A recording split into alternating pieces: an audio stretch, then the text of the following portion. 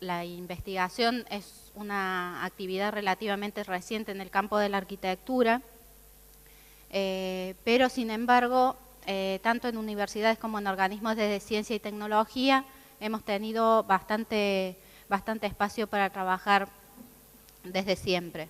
Yo quería hacer un pequeño recuerdo hacia lo que fue el Instituto de Historia Universitaria que fundó Enrico Tedeschi y que después presidió durante mucho tiempo Marina Weissman, que es uno de nuestros referentes.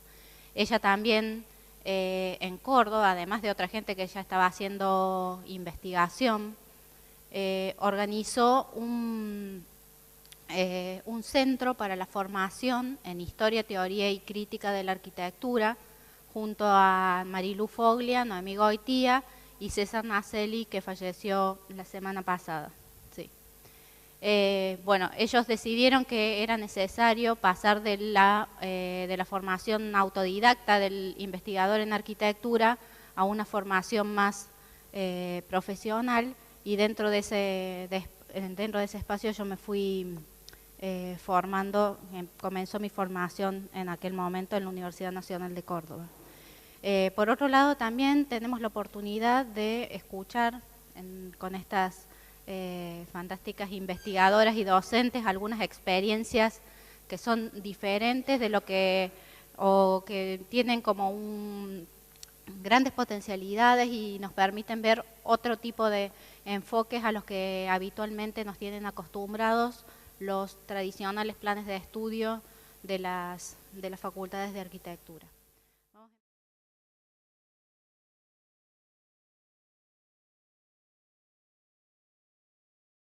Bueno, primero agradecerles a ustedes que estén acá un domingo a esta hora, pero agradecer en serio a estas organizadoras que realmente nos hace consciente que este es un territorio en disputa, que esto es una lucha, que es un espacio de resistencia, porque a veces inmersos en esta cultura hegemónica dominante, naturalizamos algunas cosas. Y estamos inmersos dentro de una lógica que es eurocéntrica, clasista y sexista. Y en la medida que no deconstruyamos esas cuestiones, vamos a seguir reproduciendo las mismas cosas. Así que bueno, y digo, el tema de la educación es central para que nos eduquemos junto a los varones en esta que es una tarea, como decía, que no compete solo a las mujeres y que en este lugar nos visibilizamos a partir de un evento que es la Bienal hacia la sociedad, pero me parece que es clave que nos visibilicemos entre nosotras también, porque a veces somos las más machistas y a veces no nos damos cuenta de ese tipo de prácticas. Yo lo que con esta cuestión medio autobiográfica quería decir brevemente que, tratando de armar esa selfie que decían ayer, yo podría decir que hay algo que tiene que ver con lo indisoluble entre la vida, el trabajo y el estudio. Me parece que esa es una cuestión bastante femenina, por lo que ayer decía Zaida, y es algo que me tocó, si se quiere, por azar en la vida o por búsqueda, nunca sabemos. Yo soy técnico constructora, desde que tenía 18 años que estoy en obra, me gusta mucho la obra, y ahí descubrí a unos maravillosos hombres que son los conocedores de oficios, pero que son nuestros compañeros también, si lo podemos entender así, y de construir también esa lógica del que ordena y el que obedece, digamos, en una posibilidad de que circulen saberes, de que nosotros podemos aprender y ellos con nosotros, que es importante que la información en la obra sea horizontal, yo creo en eso, porque entonces no hay la culpa es de, sino que somos gestores del riesgo, como dice Andrés Jaque. Así que bueno, aún hoy, con mis 50 años, estoy compartiendo con aquellos albañiles, aquellos plomeros con los que nos formamos juntos en aquel momento. También esto de vida, trabajo y estudio tiene que ver con que cuando estaba en cuarto año de la carrera quedé embarazada de mi primer hija y bueno, eso me hizo crecer con un modo donde bueno, sí, tuve la suerte de tener un compañero con el que estudiábamos juntos y empujábamos juntos, pero también esto que ayer decía Zaida, que si yo hubiese estado en Buenos Aires no sé si hubiese podido estudiar. Rosario es una gran ciudad, me permito decirlo, pero tenemos otras distancias. Entonces yo daba la teta, agarraba la bicicleta, volvía. Entonces eso era porque tenía esa proximidad de los servicios. Digo porque me parece que es importante que estas anécdotas las podamos traducir en material de proyecto, ¿no? Siempre digo eso, si no queda en un anecdotario. Y así como eso, también era apasionada, soy apasionada de la arquitectura y del proyecto, y como nos pasa aún en la docencia, cuando tenemos esos alumnos que nos gustan, queremos que se sigan quedando, y creo que algo de eso sucedió, entonces hice una inscripción a la docencia, concursé mi cargo en el año 96, un momento en donde todavía no se había consolidado, no se consolidaban las cátedras de proyecto, entonces yo con mis 32 tuve que concursar contra mis profesores para el cargo, así que, y en un contexto en que me estaba divorciando, vida, trabajo, estudio, y en donde aparece esto de que las mujeres tenemos que ocultar, no solo ocultar la pierna, sino también ocultar que si yo decía, ahí otra vez Radio Pasillo, si yo decía que me estaba divorciando, ya había quien decía, y esta quiere decir para que le den el cargo. Entonces yo me pasé toda esa situación personal en un absoluto silencio y tratando de hacer así todo mi concurso de proyecto. Pero bueno, esta anécdota digo porque a veces creemos que tenemos todas las posibilidades y estamos en un grupo privilegiado, si se quiere, ¿no? Ni hablar de las pobres, las indígenas, y así todo cuesta, las dificultades están.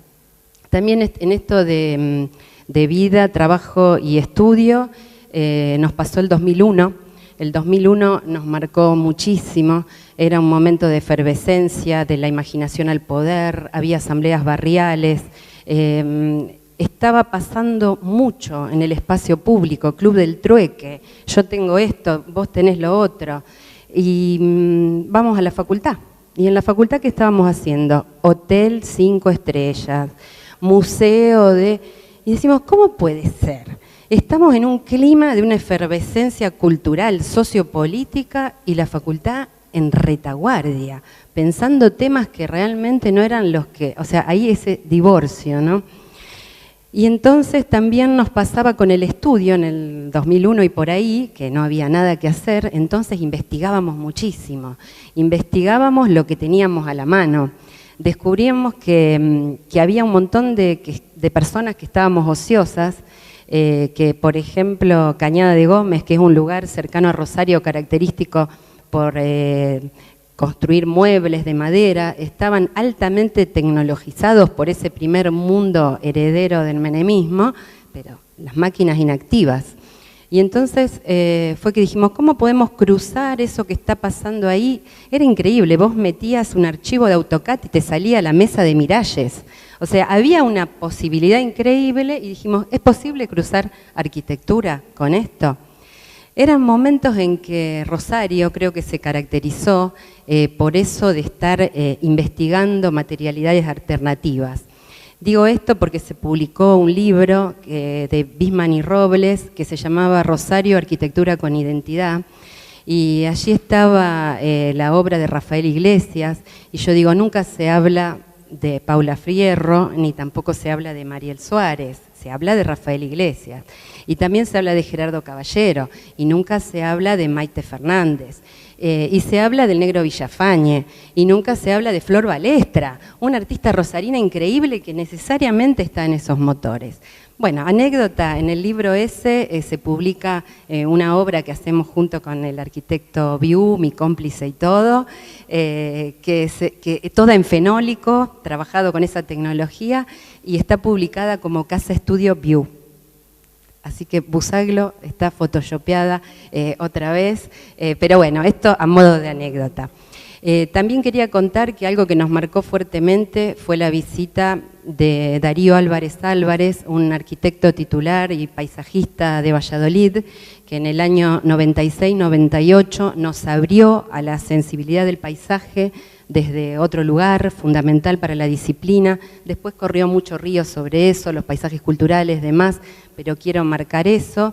Y en este 2001, en donde la academia estaba pensando 5 estrellas, empezamos a vincularnos con lo que era el incipiente Museo de la Memoria y con esas problemáticas, y vimos que el Consejo Municipal tenía aprobados una plaza de los derechos humanos, un bosque de la memoria, y empezamos a acercarnos a esta problemática. Yo ya ahora, esta fue una introducción, así que voy a pasar muy rápido.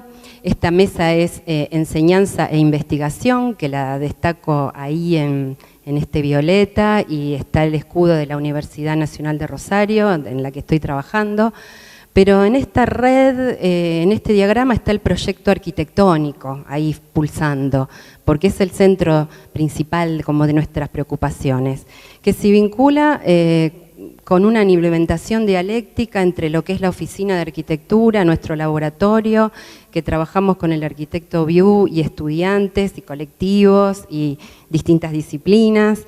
La enseñanza también alimenta el proyecto, la investigación, por supuesto, para tratar de consolidar esos conceptos. La extensión universitaria, que para nosotros es clave y que todavía no tiene el estatus que tiene la investigación, pero creo que es fundamental, y recientemente hay programas que posibilitan desarrollarnos en esos campos. Todo esto que tenemos también tiene que ver con proyecto urbano y participación, publicaciones y teoría también. Traje algunas publicaciones para compartir, después se descarga todo en PDF de nuestro blog. Y una atención también a esto, a los saberes y haceres pluriversales, decimos. Hace bastante que la disciplina se dio cuenta que no puede seguir en su solipsismo y que está en la trans y la interdisciplina, pero nosotros creemos que hay saberes que están al margen de este mundo disciplinado y disciplinario, y que es fundamental que incorporemos. Rápidamente, esta fue como mi presentación en un día una arquitecta. Decía, la arquitecta Alejandra Busaglo trabaja con patrimonios hostiles. Yo agregaba acá muchos días, con muchas personas, aunque entiendo que un día una arquitecta está en el marco del manifiesto de una resistencia, ¿no? Y la búsqueda de un espacio de disputa. Lo de patrimonio hostil refiere a un encargo muy particular que en el año 2005 llegó la Justicia Federal a solicitar a la Facultad de Arquitectura una colaboración para el relevamiento y maquetas de lugares donde funcionaron centros de detención clandestina durante la dictadura. Patrimonio hostil fue el nombre que le dimos al archivo que se donó al Museo de la Memoria, y esta es una maqueta que es una copia de la que tiene el juzgado en escala 1:25, que está en el Museo de la Memoria. Acá rápidamente, es el día que llegó un subcomisario a la facultad en un móvil policial, un 26 de diciembre, post Pan Dulce, buscando un arquitecto experto en derrumbes, así se decía. Estamos pensando en que 2005 fue el año en que la Corte Suprema declara la inconstitucionalidad de las leyes de punto final y obediencia debida. Fue una arquitecta de emergencia, y yo casualmente en febrero, reunida con Marcelo Barrale, el entonces vicedecano de la facultad, cuando esta arquitecta da el informe de lo que había peritado, yo le digo a Marcelo, estuvo en el centro clandestino conocido como la Calamita. Ella no había sabido dónde estaba. Bueno, así que aquí hay algunas imágenes de ese trabajo. Aquí hay otra cuestión clave que fue la presentación de la maqueta a la justicia y a las autoridades de la facultad. Una maqueta blanca, abstracta, impoluta, PVC espumado, con árboles de arquitectos. Digo todo esto porque tuvimos que cambiar mucho la cabeza. Nosotros teníamos orden del Poder Judicial de no tener contactos con los sobrevivientes, que tenía que ser la materialidad la que hablara, porque muchas veces cuando se toma testimonio se pide un croquis y el testigo está nervioso, entonces la maqueta debería facilitar esto. Y bueno, hicimos un poco de trampa, conseguimos a una persona que había vivido ahí, no en condiciones de detenido, y cuando le mostramos la maqueta dijo, esto no es. Terrible. Entonces ahí nos dimos cuenta, estos arquitectos, que teníamos que empezar a abrir la escucha, que había otras formas de... Que el ejercicio en la facultad es ir hacia la abstracción y muchas veces esa abstracción nos ha alejado demasiado, creo que demasiado.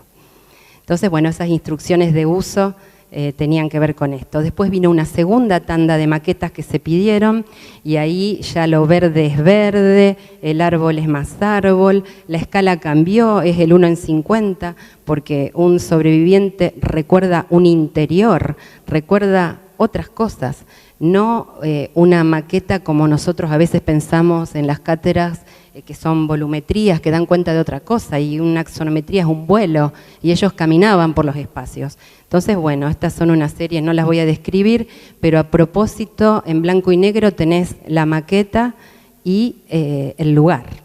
O sea que era bien un trabajo figurativo. Esta es la Quinta de Funes, Miguel Bonazo escribe Recuerdos de la Muerte sobre este lugar. Hay muchos guiños que quien conoce el lugar acá están. Y esta fue una presentación pública que se hizo a la justicia. Arriba y a la derecha están todas las maquetas que hicimos de los lugares. Y esta sí es la del Servicio de Informaciones, el Centro Clandestino Paradigmático del Segundo Cuerpo de Ejército, que es la que tiene todavía la justicia en uso. A ver, ahí. A partir de este trabajo que veníamos haciendo, distintos organismos sobrevivientes se enteraron que en la Facultad de Arquitectura había un grupo que estaba abordando esta problemática y fue que empezamos a recibir pedidos de espacios de homenaje.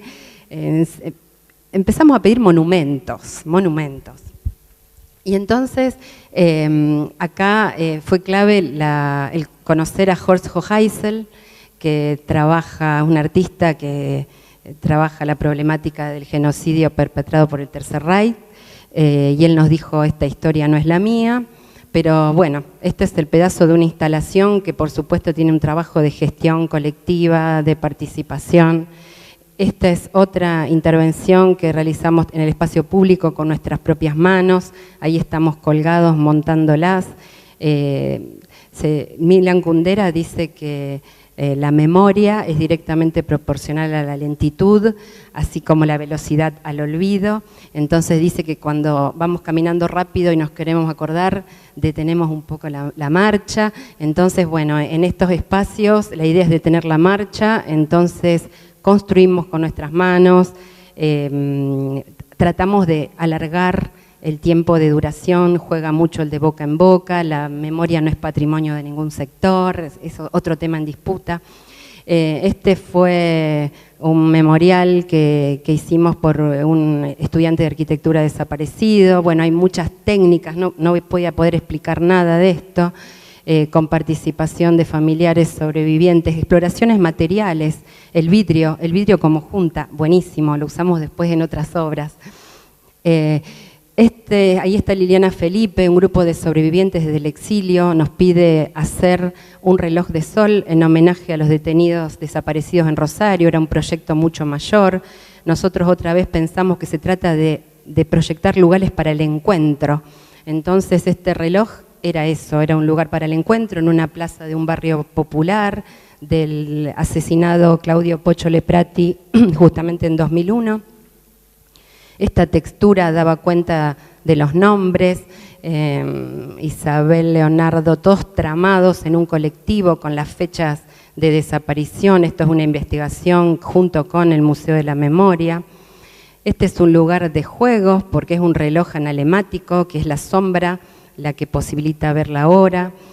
Bueno, acá hay muchísimas anécdotas de cómo llegamos a este proyecto con asambleas. Nosotros teníamos prevista una baranda muy de arquitecto, pero los chicos en la plaza pidieron trepador y bicicletero y creo que quedó mucho mejor esa baranda. Se trabajó con una escuela de oficios del barrio, bueno, muchísimo. Estas son nuestras instalaciones efímeras a la espera de la primera sentencia, tenían lugares paradigmáticos en la ciudad, Tribunal Federal, pedimos pedazos de bicicletas porque estaban las prácticas de las bicicleteadas contra la impunidad, con mangueras hicimos estos recorridos, las mangueras no tenían que ser perforadas porque después iban a ser donadas a barrios que tenían que distribuir agua. Esta es una instalación, Hedor y Pulcritud, Museo de la Memoria, ya termino. El tema también tiene que ver con dónde van a parar los materiales de desperdicio de las instalaciones artísticas. Esto fue todo a parar a una radio comunitaria. Hedor y Pulcritud son unos conceptos de Rodolfo Kusch, que no los vamos a hablar ahora. Ganamos una mención por de premio Arquisur en extensión con la radio comunitaria. Abuelas de Plaza de Mayo nos pidió hacer un espacio mural. Bueno, no lo voy a contar, trabajamos a la sombra de ese árbol, vimos que había unas manifestaciones que se hacían en un gazebo, en el medio del bosque, dijimos el árbol ahí está, hicimos un cálculo astronómico para la sombra, para cobijar los actos, un replanteo muy preciso para un lugar donde se concentraría el mural que nos pedían, porque somos arquitectos y hacemos espacio, pero teníamos que contestar. El logo de las abuelas, que es bastante desconocido, se confunde con el de las madres. Pedimos donaciones, esto está hecho con la técnica entrecadiz, tazas, platos, trabajo colectivo, es un juego, espejos y cosas que nos donaron que fueron incorporadas al proyecto, los actos que se dan y efectivamente se han incorporado como práctica popular, proyectos editorial que traje revistas para compartir y bueno, esta es la última diapo. Yo ahora entregué la semana pasada un trabajo de 2 años que es la habilitación de un espacio de memoria y archivo público en donde funcionó este centro clandestino paradigmático del que vieron las maquetas al principio. Así que bueno, todo esto que no conté, que son los núcleos problemáticos de la investigación, son los que están puestos justamente acá. Pero me parecía que las publicaciones pueden dar cuenta de eso. Gracias.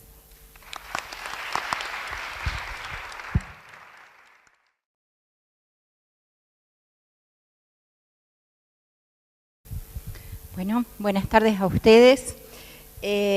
Antes que nada, orgullo de participar de este espacio. Creo que estos días y esta convocatoria de estas organizadoras nos hace reflexionar sobre nuestra cotidianeidad, sobre nuestro quehacer profesional, personal. Es muy movilizante, como lo dijo Mónica Bertolino hace un rato, descubrir que hay mujeres con tanta sensibilidad que discuten los problemas que nos preocupan a todos y que desde la profesión, de esta maravillosa profesión de la arquitectura, tratamos de dar respuesta desde cada ángulo. Quiero hacer especial mención al agradecimiento de la convocatoria de Inés. La verdad es un honor y me complace estar aquí hoy con ustedes. Soy arquitecta. Más tarde, doctora en Ciencias del Diseño por la Facultad de Arquitectura de la Universidad Nacional de Córdoba. Además, investigadora de carrera del CONICET, del Consejo Nacional de Investigaciones Científicas y Tecnológicas, y desde hace unas pocas semanas con sede en el Centro de Investigación y Transferencia de Villa María. Circunstancialmente, además, coordino la Comisión Asesora de Hábitat, Ciencias Ambientales y Sustentabilidad del CONICET, donde en este momento está en un intenso debate la relación de la investigación y la disciplina. ser convocada, creo, a este panel de investigación y docencia me da placer, porque me permite también plantear algunos espacios que estamos construyendo, que estamos peleando con mayor o con menor éxito, pero desde el cual modestamente intentamos aportar.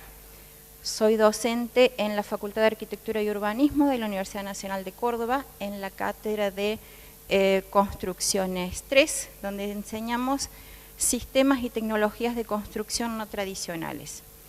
Un área de la arquitectura que es el área dura de la disciplina, un área donde hay predominio de docentes varones, donde la capacidad tecnóloga se mide por, digamos, cuán sucios están los borcegos.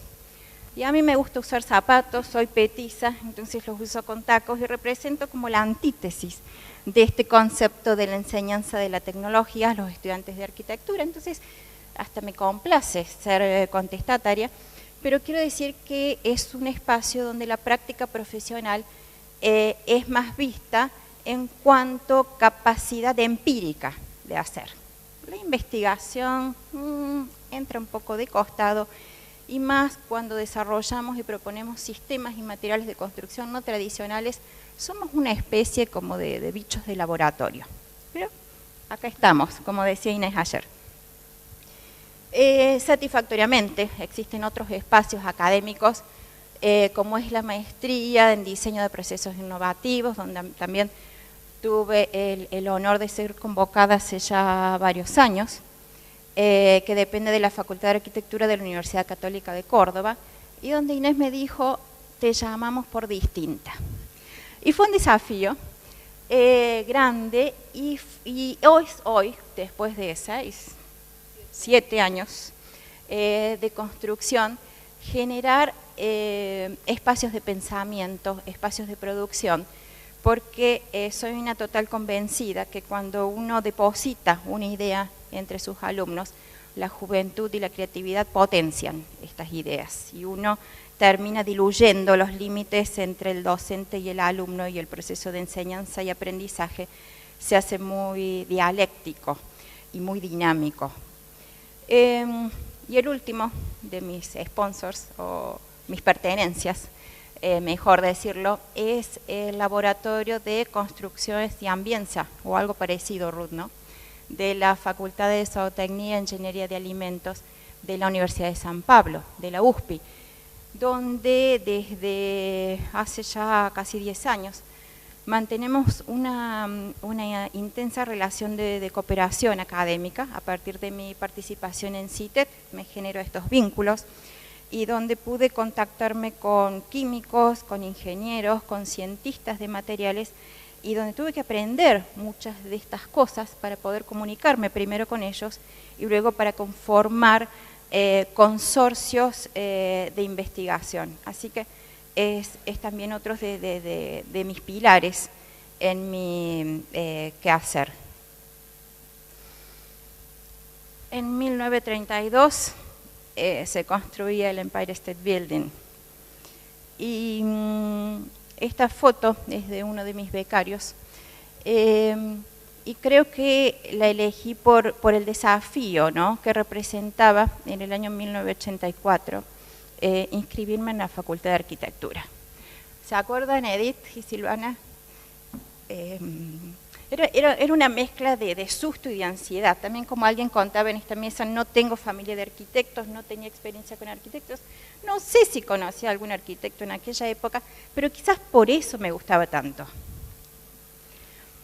Y esta fotografía de Charles Chaplin, que en la película también de la década del 30, sobre tiempos modernos, satiriza un poco el rol de la tecnología, y no solo dedicado al espacio de los hombres, sino que ponía como un ordenamiento social en el espacio del trabajo.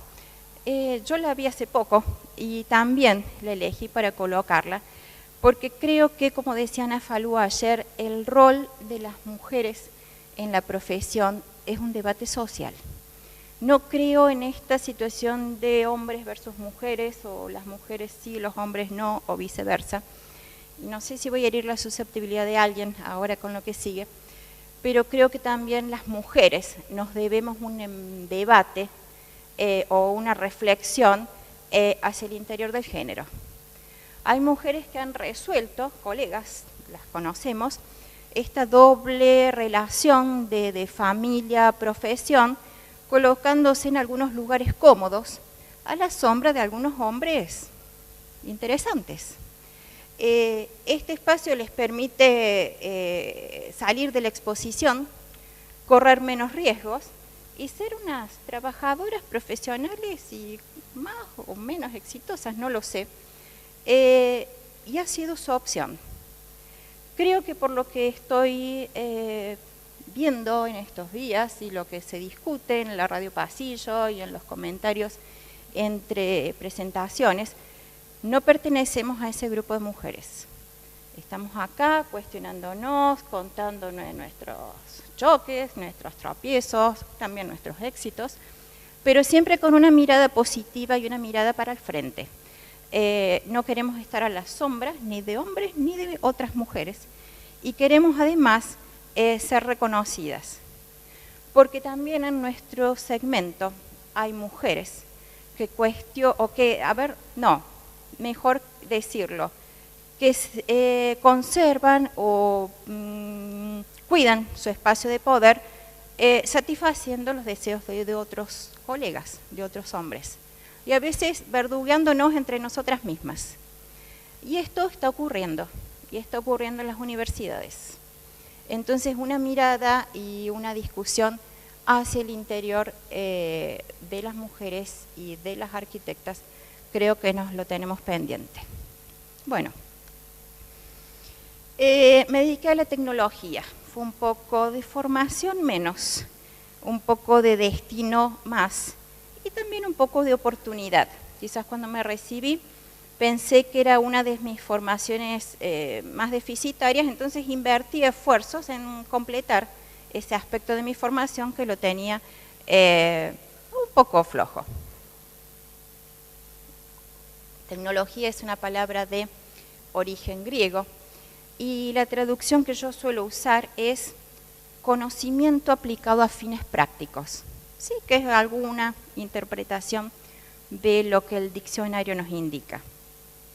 O también existen otras definiciones un poco más complejas que trata del conjunto de saberes, conocimientos, habilidades y destrezas interrelacionados con procedimientos para la construcción y uso de artefactos artificiales que permiten diseñar, producir bienes y servicios que facilitan la adaptación al medio ambiente y satisfacen las necesidades esenciales como también los deseos humanos.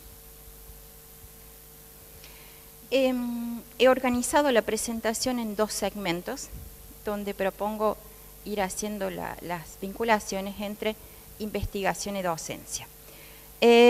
Comencé a investigar en el año 91, muy próximo a mi egreso de la Facultad de Arquitectura, y la manera en que los investigadores transitamos nuestra actividad es bajo proyectos de investigación, ¿sí? Bajo formatos de proyectos de investigación que hay que redactarlos, formularlos, presentarlos, esperar que sean evaluados y en el mejor de los casos obtenerlos. Es como un hijo que uno postula y que transita en su desarrollo y que uno es formado y no es la misma cuando empieza que cuando termina. De estos he elegido 2 que consideraba los más representativos y que vengo a presentarlos. El primero es el proyecto de la vivienda semilla, que comenzó allá en mis primeros años de formación junto al arquitecto Horacio Berreta, que fue el fundador del CEBE. ¿Por qué semilla?, me preguntaron una vez. Porque crece, les contestamos. Entonces, esta es una representación paralela de una planta que se compara con el crecimiento de nuestra vivienda semilla. Una vivienda muy simple, una vivienda que Horacio Berreta planteaba en sus años como de revisión, después de tantos años de investigación y después de tanta experiencia en vivienda social, como una vivienda mínima, como una vivienda que fuera realmente económica, que tuviera la posibilidad de ser obtenida bajo un crédito impulsor, que el Estado favorecería como un proceso, como la detonación de un proceso, que luego las familias y el ahorro propio se encargarían de definir, completar, mejorar y darle forma final. La vivienda tenía una superficie de 6 por 6 y en su interior solo delimitado el local del baño. La estudiamos, la dibujamos, fueron 7 u 8 proyectos, 7 u 8 modelos en total que en un momento publicaremos. Y esta fue una de ellas. El proceso era de montaje con elementos prefabricados, donde se definían primero las esquinas, luego una estructura collar. Tenía un concepto estructural muy desafiante porque se apoyaba en la envolvente, o sea, la envolvente tomaba un rol de estructura, pero además era la encargada de resistir los esfuerzos horizontales de viento. Una cubierta de chapas muy básica la definía como cáscara. Una cáscara interna que era montada en solo 2 días de trabajo de 3, 4 operarios y yo, imagínense la ayuda. Y esta vivienda luego se entregaba y era, como les contaba, completada, definida sus condiciones de habitabilidad, revestida con ladrillos, con bloques, revocada, entraban las instalaciones, y en fin, tenía toda la definición que la familia quisiera darle para su uso. De estas 7 u 8 propuestas, algunas fueron transferidas y para nosotros la más significativa fue un convenio firmado con la Intendencia Municipal de Montevideo en el año 2004. La problemática social era bien compleja, 30 familias que habitaban un predio central de Montevideo, donde, digamos, el medio de vida era un par de carteras por familia. Entonces esa ubicación era central y realojarlos y reubicarlos fue, digamos, el resultado de un proceso social compartido. Montevideo tiene una tradición cooperativa muy consolidada, entonces había una empresa que realizaba las plateas y los pobladores fabricaban las placas y luego eran montadas con ayuda de personal del gremio de la construcción. En realidad los pobladores eran las mujeres. En estos sectores sociales ocurre que los hombres van y vienen y las tareas de colaboración fueron hechas con mano de obra de mujeres. Como les contaba, el montaje estaba compuesto por una cuadrilla de operarios capacitados de la construcción. Esta cuadrilla eran 4 hombres y 2 mujeres. Y al final resultaron, después de un proceso social bien intenso, 24 casas, donde no sé si hicimos ciudad, pero al menos hicimos barrio, en las afueras de Montevideo. Recién fueron alojadas las familias en el año 2008, 4 años después, y pudimos ver este completamiento realizado en las viviendas. El tiempo corre más rápido de lo que imaginé. Pero bueno, vamos con el segundo de los proyectos, es lo que actualmente me ocupa, paneles con cáscaras de maní. Cáscaras de maní es un residuo agroindustrial sobreabundante en la provincia de Córdoba. Tenemos un convenio firmado con una empresa manicera local y es un recurso que, a diferencia de otros residuos lignocelulósicos, de otras hojas, tallos o plantas, no crecen en forma aérea. La caja de maní es el envase natural del grano que crece bajo tierra. De modo que todas estas buenas propiedades que la naturaleza diseñó para conservar el grano de maní son las mismas aquellas que dificultan su degradación. Un recurso que genera problemas de polución, incendio y riesgo para las poblaciones cercanas. Esta es una visita en el año 2009, muy próximo a la firma del convenio con el grupo de CITET, una red de cooperación latinoamericana con España y Portugal, y representantes de la empresa, que fue un momento en el que impulsó nuestro proyecto a investigar en relación a la afuera. Ya no investigábamos en el laboratorio, sino que investigábamos a demanda y simultáneamente y geográficamente con la empresa. Estos son los paneles resultantes, paneles que, digamos, conservan esos tonos ocres, marrones, amarillos, los colores de la naturaleza, que fueron desarrollados en distintas granulometrías, densidades. Actualmente estamos usando un ligante amigable con el medio ambiente, sin emanación de compuestos orgánicos volátiles, libre de formaldehído, y con los cuales aplicamos en revestimientos horizontales, verticales, en tabiques divisorios. Esto es uno de los revestimientos de la empresa con la cual cooperamos. Estudiamos los perfiles, los tamaños, la producción. En este momento, y bajo el financiamiento del Ministerio de Ciencia y Tecnología, desarrollamos un proyecto de viabilidad de producción técnica, económica y ambiental de paneles de cáscara de maní en un formato de planta piloto para luego escalar al mercado. Este es otro de los trabajos que hicimos con una de las alumnas de la maestría. Hoy la magíster Eliana Armayor se recibió hace pocos meses, y son estas cáscaras que le gustan a mi hija, que están flotando en resina transparente y tienen el efecto de potenciar la luz muy simpático. Con esto hicimos algunos equipamientos en un sector de la Manicera, un bar museo histórico que inauguraron hace un par de años. Esta es la barra iluminada con LEDs. Y ahora dos palabras de docencia. Y ya cerramos. En la cátedra de la Universidad Nacional de Córdoba, en la Facultad de Arquitectura, también hacemos experiencias con materiales, con muestras. Esto resulta para los estudiantes un espacio lúdico de hacer y de descubrir cosas que resultan, y ahí, bueno, el abanico se abre, ¿no? Residuos de todo tipo, color, tamaño, ligante.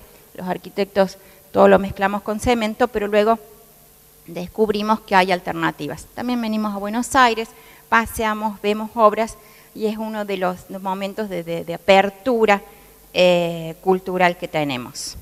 En la maestría el ejercicio toma un poco más de visibilidad, es más creíble, los grupos son fantásticos.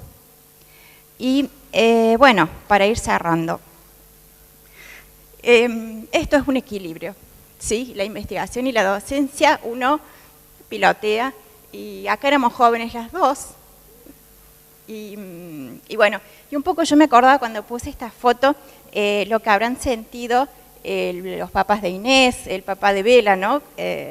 Y yo quiero agradecer a mi hija por estar acá.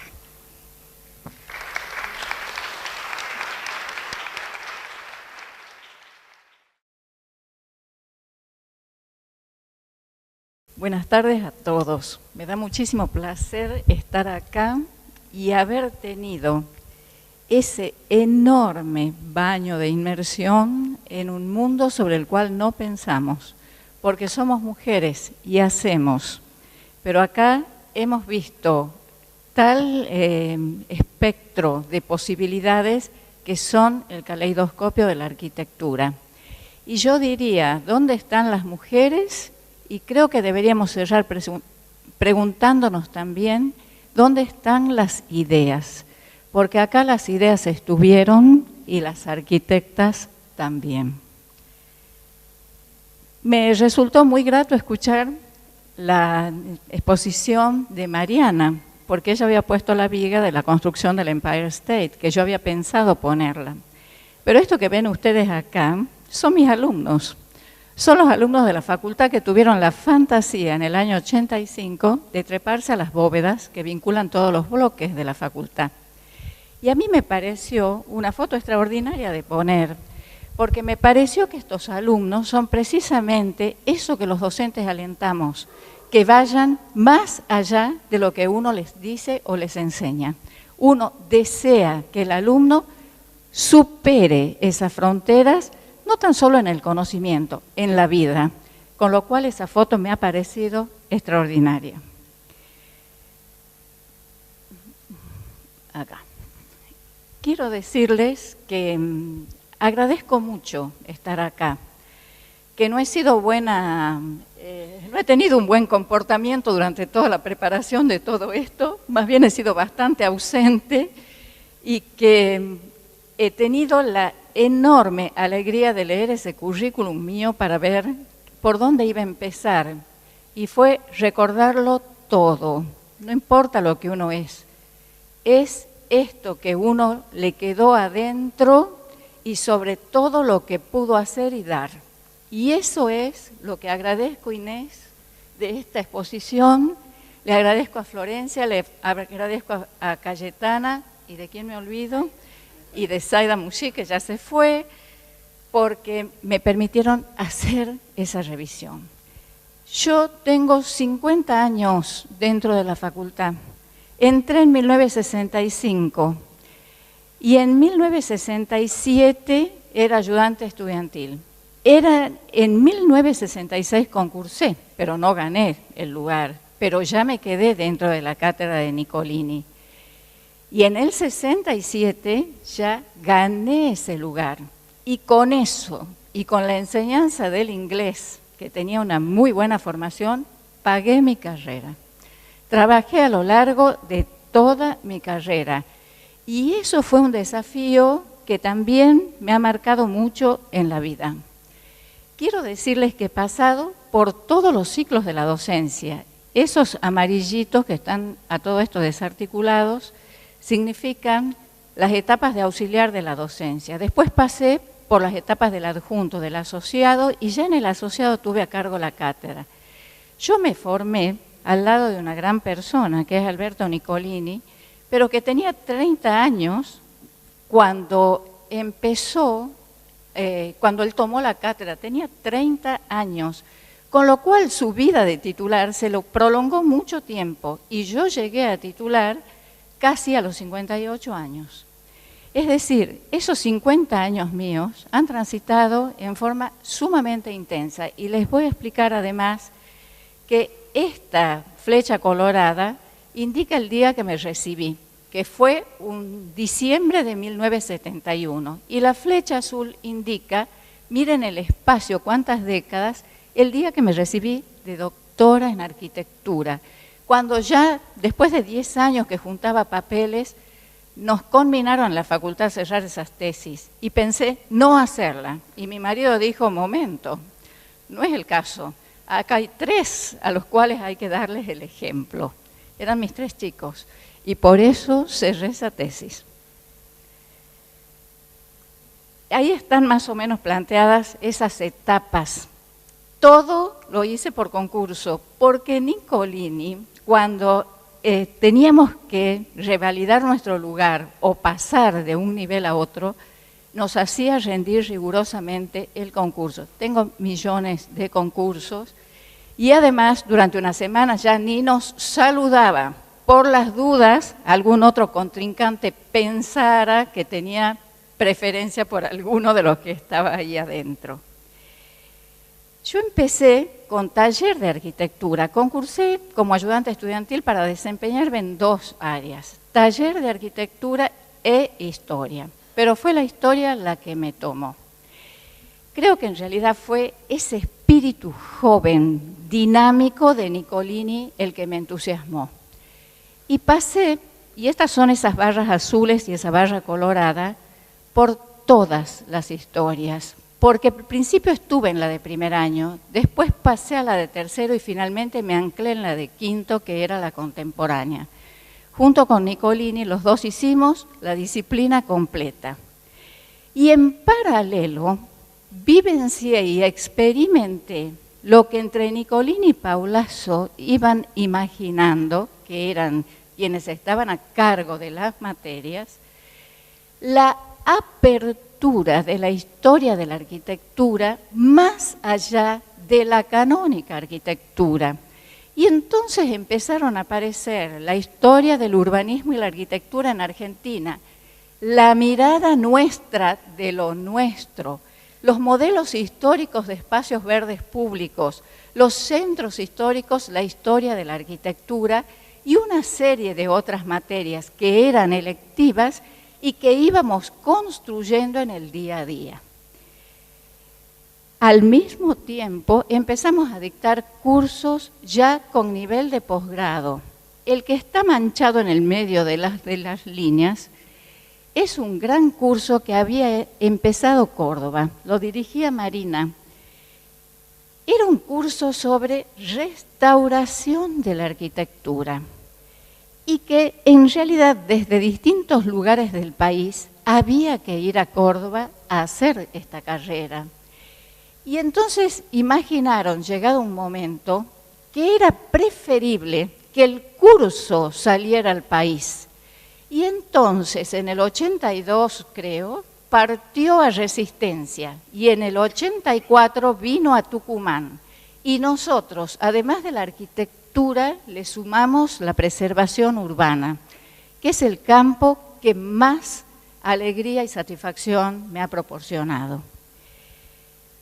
En el 95 hicimos un balance y dijimos, ¿qué hemos investigado hasta acá? Uno ha trabajado este tema, el otro este otro tema. Entonces, entre todos, con lo que nosotros habíamos creado y el auxilio de nuestros amigos nacionales como Ramón Gutiérrez y otros de Latinoamérica, armamos el magíster en Historia de la Arquitectura y del Urbanismo. Y en este momento estamos armando la carrera de doctorado. Esto es un panorama re intenso. Cuando yo lo he visto, puesto todo junto, pensé que no se puede hablar de docencia y de investigación, porque en realidad el balance de lo que yo hice en esos 50 años es el todo, la docencia, la investigación, la extensión y la gestión. Hoy tengo la peor de todas, que es el decanato, que les puedo decir que mucho más grato fueron las otras gestiones que había hecho antes. Pero es un desafío. Yo venía de una escuela, junto con Ana Falú, que era una escuela piloto de la Universidad Nacional de Tucumán. Y ahí nunca se habló de modernidad ni de vanguardia, pero vivíamos así. Éramos dueñas del mundo. Éramos consideradas personas. A cada uno se le estimulaba sus condiciones y sus cualidades.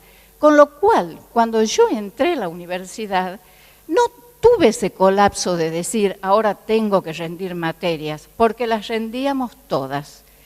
Es aún ahora una escuela experimental que lleva la punta, igual que el Instituto Técnico y el Gimnasio Universitario y la Escuela de Agricultura.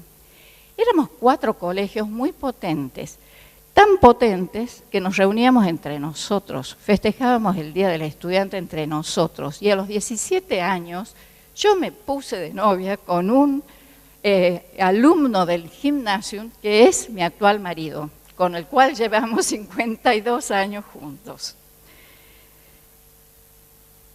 Estas 2 personas fueron clave para mí. El primero, Mitrovich, que está en el medio, yo estoy arriba, tenía el pelo largo hasta acá, algunos se acuerdan todavía. El del medio es el arquitecto Mitrovich, que era muy severo y que me dio las bases para ser arquitecta proyectista. Y el que está abajo, ese bebé que está ahí, es Nicolini, que me ha acompañado toda la vida. Y es la persona a la que efectivamente le debo el haber tenido esa capacidad de asombrarme siempre y de tratar siempre de ir más allá. Y este ha sido mi mundo. Cuando yo encuentro una persona egresada de la facultad, mejor dicho, le pregunto, ¿de qué universidad egresaste? De la Universidad de Tucumán. Inmediatamente le digo yo, fuiste alumno mío. Y fue alumno mío, porque yo desde el segundo año de la carrera fui ayudante. Y en este mundo yo y un equipo de gente, amigos, hemos desarrollado toda nuestra vida profesional. Cuando estábamos haciendo esa docencia, el mundo tenía una enorme diversidad. Yo venía de tener una beca de un año en Estados Unidos, en donde los Beatles se habían presentado en el Ed Sullivan Show, o sea que lo había visto de primera fuente. Lo habíamos visto, veíamos estas esculturas de Calder, y a medida que transcurría el tiempo, se iba hablando cada vez más de la idea de participación, hasta que llegó ese mayo del 68, el mayo francés, en donde se produjo esa apertura a la ruptura de las estructuras, que no sé si se habrán roto tanto, porque en el caso nuestro, desde el 66 hasta el 84, yo egresé en el 71, estuvimos bajo regímenes militares. En mi época no hubo centro de estudiantes. El maravilloso centro de estudiantes del año 65, donde yo empecé mi biblioteca, porque nos vendían hasta las publicaciones a un costo ínfimo, desapareció. Y con eso, la vida plena de un estudiante universitario. Y en este prohibido prohibir la imaginación al poder, la tuvimos que encauzar de otra forma. Yo ingreso a la facultad y ahí se hablaba de Wright y Le Corbusier. Ese año murió Le Corbusier. Estábamos en clase con Nicolini, llegó la noticia y Nicolini nos hizo rezar un Padre Nuestro. Lo recuerdo hasta hoy. Y pero a medida que transcurrían estos años, íbamos pasando hacia esa otra arquitectura. Y ya al cerrar la carrera estábamos muy imbuidos de todo esto. Ya esos bloques que habíamos proyectado en tercero y cuarto año ya no existían. Y estábamos encantados con estas otras posibilidades urbanísticas y leíamos afanosamente todo esto. Lo cierto es que Johanna Friedman, Van Eyck, Báquema, para nombrar algunos, Porro, con lo de la Revolución Cubana y la expresión arquitectónica, eran algo así como el mundo a alcanzar. Y en el 69 se hizo en Buenos Aires el Congreso del Mundial de Arquitectos y vinieron todos. Y los conocimos a todos. Y pudimos hacer hasta la traducción de sus conferencias. Y a nosotros nos puso en un mundo en contacto más allá de nuestras propias fronteras. Y además, el tema de ese congreso era la vivienda de interés social y nosotros habíamos hecho una afanosa búsqueda interna para elegir los seminaristas que iban a asistir a ese congreso y habíamos abierto por primera vez un campo de investigación. ¿Cómo sería esa investigación? Pero lo habíamos hecho. En paralelo, estas nuevas ideas, este nuevo urbanismo, esas preocupaciones se sumaron a que se empezaba a construir la Quinta Agronómica, que es la sede de la facultad. Y los profesores de la facultad, que eran los proyectistas y directores técnicos, incorporaron a estos jóvenes alumnos a participar de ese proceso. Yo dibujé desde segundo año de la carrera y la vi a la obra completa. La primera historia era esta que Ana hacía referencia. Leíamos, estudiábamos, trabajábamos, dinámica de grupos para poder dialogar con nuestros alumnos y discutir ideas. Acá está Coti Lama Hernández que ha sido una de nuestras alumnas, que la pensaba nombrar un poquito más adelante en otra experiencia, pero lo recordará, porque nosotros hacíamos la experiencia para después poder hacer con los alumnos. Y voy a pasar, estoy terriblemente mal. Mi primera, después se corta. Mi primera clase teórica fue sobre la vivienda de interés social. Cuando yo elegí ese tema, Nicolini me dijo muy bien, y se cayó con unas canastas santiagueñas llenas de libros 3 meses antes de mi clase. Y yo dije, caramba, para hacer esto hay que estudiar mucho. Y eso también marcó ese destino y esa preocupación por lo que iba a ser de ahí en más. Cuando enseñábamos de Grecia al 18, enseñábamos esa arquitectura de las culturas, pero hacíamos la referencia a lo nuestro. Eso ha sido muy importante. En ese sentido, vivenciábamos en nuestra propia ciudad y se enseñaba la línea de la historia de la arquitectura que había tenido incidencia en nuestro propio hábitat regional. Lo mismo ocurrió con la historia crítica, que es la materia en la cual estoy ahora, que es la materia contemporánea, pero que en realidad es el pretexto, el contenido. Lo que nosotros deseamos es buscar estudiantes, pensantes, contestatarios, que sepan explicar sus propios proyectos. Y entonces también queríamos que supieran que no tan solo los arquitectos del mundo, los stars, pueden ser exitosos arquitectos, sino que en nuestro medio hay grandes lecciones para aprender. E hicimos este conjunto, un trabajo durante 4 o 5 años sobre crítica de arquitectos del NOA. Tenemos un catálogo extraordinario realizado con los estudiantes que trajo 2 cosas magníficas. El estudiante pudo visitar las obras, que no era lo mismo que ver el Guggenheim de Bilbao. El estudiante pudo dialogar con el arquitecto. ¿Y saben qué fue una cosa magnífica? El arquitecto se sintió considerado por la facultad.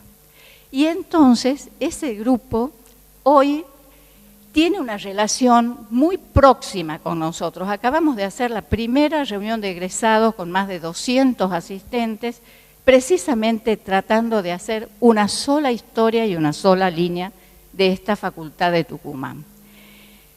El primer trabajo de investigación fue sobre la ciudad de Jujuy. Nicolini también me entregó pilas de libros y me dijo, quiero un párrafo así sobre este tema.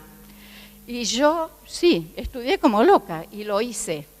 Y quedó bastante impactado porque estaba así como me lo había pedido. Ahí desperté a la ciudad. Y además, yo había dado una clase teórica sobre Altagracia. Y Nicolini dijo, vamos a transformar esto en un artículo. Y eso fue un gran aliento. Se publicó en Dana y se publicó en Suma. Yo era todavía un estudiante, me quedan unos escasos minutos. Y empecé el trabajo de los ingenios, que también fueron los primeros pilares. Estos, queridos asistentes, ha sido el centro de mi vida, la ciudad, la arquitectura, los pueblos industriales, los pueblos históricos y el patrimonio. En el medio de esto me casé. Empecé a tener un chico detrás de otro. Ese chico detrás de otro, Nicolini dijo que haga una beca del CONICET y trabaje en su casa. Y así lo hice. Y de ahí salió este libro de los ingenios. Y este libro de los ingenios me ha permitido abrir la concepción del territorio, de la arquitectura de los pueblos. Y ha tenido muchas, sigue vigente, sigue activo, porque cada vez que hay algún tema vinculado con esto, busco una nueva faceta y abro una nueva perspectiva. En todo está la gente. Miren el error que cometí cuando hicimos los ingenios. Fuimos y no sacábamos fotografías porque teníamos miedo de afectarla a las personas porque les revisábamos hasta debajo de la cama que tenían. queríamos conocer cómo vivían, estábamos desesperados por entrar en contacto con esa realidad. Y cuando quisimos volver a fotografiar, la gente dijo, no, esto ya no. Nosotros ya hicimos la cuota con ustedes. Muchas lecciones que aprendimos en el tiempo. Con Coti hicimos la experiencia de las viviendas azucareras y después eso se transformó en un programa para hacer viviendas para la periferia nuestra. Onganía cerró 6 ingenios. Se murieron 11 ingenios, se murieron 11 pueblos de ingenio. Y esa gente fue a nuestra periferia y a la periferia de Buenos Aires. Nosotros ahí proyectamos viviendas para resolver estos problemas. Los ingenios se han abierto a los pueblos industriales. He conocido muchísima gente que le ha gustado los ingenios y que a su vez han estudiado el tema propio del área productiva de su región. Y la vida de la ciudad fructificó porque en realidad siempre los gobiernos tienen la maravillosa idea de hacer intervenciones que en lugar de contribuir a mejorar, obstaculizan. Nosotros nos presentamos ante un gobernador de turno, le dijimos que estaba por cometer un grave error y entonces dijo, hagan un proyecto. Hicimos el proyecto y el proyecto se materializó. De ahí he seguido. Mi tesis doctoral es sobre la ciudad. Es un enfoque sobre el tejido, la evolución de un tejido urbanístico. Y desde ahí han derivado una cantidad de artículos o libros sobre ese tema. Y de ahí esto ha salido a una gestión. Me tocó dirigir el área de planeamiento de la ciudad a causa de un trabajo que hacíamos desde la ciudad. Y esto se ha concretado porque ¿quién podía detener a una mujer que había estudiado, que tenía argumentos para todo y que cuando el intendente quería eso no me gusta, estaba el fundamento para decir no importa si le gusta o no le gusta, esto es lo que se debe hacer? Yo he tenido que luchar con secretarios que decían en la reunión de gabinete, uy, ahí viene la arquitecta Paterlini con sus carpetas. Sí, porque eso es verdad, pero no era porque era mujer, es el desprecio al conocimiento, que es más grave todavía. Ya habíamos hecho Salta, los 2 centros históricos, Salta y Tucumán, han salido de la mano de nuestro instituto. El conocimiento del parque, y ahí empezó la defensa pública del patrimonio, un valioso legado en manos indolentes, ataque a municipalidad. Otro trabajito de lo urbano que ha sido maravilloso ha sido sobre un pequeño pueblo histórico. Ardoy armó un trabajo multicéntrico. Marilú y Noemí Goitía en Córdoba hicieron el de ellos. Nosotros, bueno, trabajamos mucho y terminamos haciendo hasta este trabajo con los chicos para identificar el patrimonio. Y últimamente trabajamos en La Quebrada. La Quebrada de Humahuaca, cuyo legajo se armó con otra gran investigación que hicimos en el instituto y que me tocó dirigir por ciertas razones. Hoy se lo nombró a Rodolfo Kusch. Esta es la señora, vive en Maimará y trabaja con nosotros. Este libro me ha dado enormes satisfacciones. Al hacerlo descubrimos que la historia de la ciudad está en posesión de la universidad. Mi escuela Sarmiento está alojada en lo que era el convento mercedario. Pasamos por todas las etapas, ciudad universitaria, etcétera, hasta las localizaciones universitarias. Una historia completa. En la arquitectura, los arquitectos me han enseñado a verla. Acá está Sacriste, que es lo último que hicimos para Clarín. Pero antes yo lo había conocido a Larrán. Larrán es un salteño, alumno de Sacriste, que me dijo cuando lo conocí, le fui a pedir alguna información para dar una conferencia sobre arquitectura del NOA. Después se la di a la conferencia, sin conocernos, y él me mandó un mensaje que decía, lo que usted ha puesto ahí es de dudosa interpretación. No estoy tan seguro que eso sea arquitectura. Cuando lo conocí, encontré un fuego extraordinario, tenía 80 años.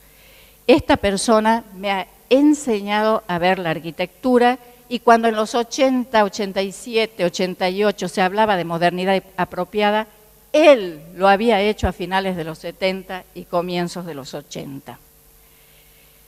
Hemos combatido con el gobierno de la provincia. Ustedes saben que hoy el Tucumán tiene ese enorme problema de la elección. No es nuevo. Nuestro pueblo, nosotros, vamos a la plaza. La plaza todavía tiene esa convocatoria.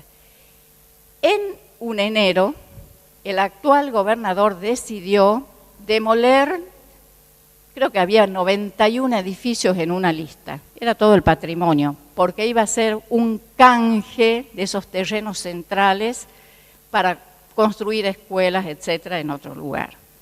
Era enero, 80 personas fueron a la plaza, pero en marzo, todos los viernes se hacía la marcha y en marzo había 3.000 personas. Y Alperovich tuvo que dar marcha atrás. Inmediatamente la iluminó a la plaza para decir yo también soy amigo del patrimonio y la puso en valor, perdido por perdido. Nos falta también a nosotros saber qué es ese patrimonio y cómo defenderlo. Hoy siguen estas pateadas. Estas son partes de nuestras estrategias. Ahí están nuestros alumnos en el momento en que se estaba por sancionar la ley. Pusimos un edificio en manos de cada alumno. Acá están los chicos de las escuelas primarias que hicimos un abrazo a la Estatua de la Libertad. Y allá abajo una de las tantas marchas que bajo el lema Tucumán no se vende, tuvo el éxito magnífico de haber superado esa instancia. Voy cerrando. He sido muy afortunada, muy. Mucha gente me ha exigido mucho, pero me ha dado mucho. Acá está Nicolini, Ramón, Ardoy, Paulazo. Yo cerraría en esos 4. Cada uno me dio algo y yo pude disfrutar. Nuestros alumnos me lo dieron todo. Por supuesto que las maestrías y los doctorados son extraordinarios, porque el que va ahí dialoga con un interés especial. Pero esto se derrama en la familia. Esta es mi familia que está suavecita. Y acá junto conmigo está la persona que me ha permitido a mí todos estos devaneos profesionales de mujer, porque está en mi casa hace 38 años. Ha tenido un hijo que hoy se recibe de ingeniero en sistemas, igual que uno de mis chicos, que se ha educado en mi casa y que es la otra parte de mi vida. Y que yo no puedo dejar, así como le agradezco a Nicolini, a Paulazo, a Ardoy y a Ramón, tengo que agradecerle a Vicenta, porque ella ha sido mi sostén y lo sigue siendo. Ha sido esto igual que la profesión. No se puede separar docencia de investigación, de extensión y gestión. La persona es una sola y si lo entiende, lo hace todo. Pero en la vida esto es una ida y una vuelta, con lo propio, con los propios y con estas otras personas que de pronto llegan a nuestras casas en el NOA y que ya no llegan más y nuestros jóvenes pasan lo mismo que hemos escuchado en todo el día de hoy. Pero Vicenta está en mi casa y es un pilar de mi vida. Y nuestros alumnos, ellos nos alimentan todo el tiempo. Ellos vienen con preguntas inocentes. ¿Qué le parece, arquitecta? Tenemos ganas de hacer esto. Y hay muchos a los que les digo, hagan, vengan, nos vamos a juntar y vamos a hacer algo. Y de eso se trata esto. Somos mujeres. Yo no he sentido esa situación de decir estoy por detrás de los hombres. Creo que he incubado una vida y creo que he tratado de ser igual de generosa e incentivadora con los que estaban alrededor mío. Hoy las 3 cátedras están en manos de mujeres. Hoy hay una rectora mujer en la Universidad de Tucumán después de 100 años. Y hoy, de los 13 decanos, hay 9 decanas. No les digo lo que es eso. Muchas gracias.